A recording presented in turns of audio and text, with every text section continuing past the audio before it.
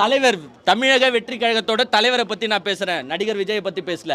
சம்பிரதாயத்துக்கு ட்வீட் போடுறது ஒன்றும் இல்லை. டிவிக்கு பேஜ் எடுத்து போய் பாருங்க, ஃபுல்லாக ட்வீட்டாக தான் இருக்கும், வேற எதுவுமே இருக்காது. ஃபீல்டுக்குள்ளே வந்துருக்க மாட்டார், ஃபுல்லாக ட்வீட்டு. இப்போ சம்பிரதாயத்துக்கு ட்வீட் போட்டது யாரு? அவர் தானே. சம்பிரதாயத்துக்கு ட்வீட் நான் அவரோட பேஜை சொல்றா.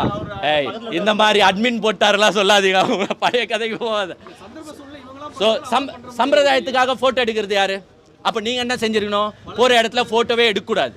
நீங்க போட்டோ எடுத்து போடுறீங்களா? அப்ப சம்பிரதாயத்துக்காக நீங்களும் போட்டோ எடுக்கிறீங்க, சம்பிரதாயத்துக்கு நீங்களும் போய் நலன் விசாரிக்கிறீங்க.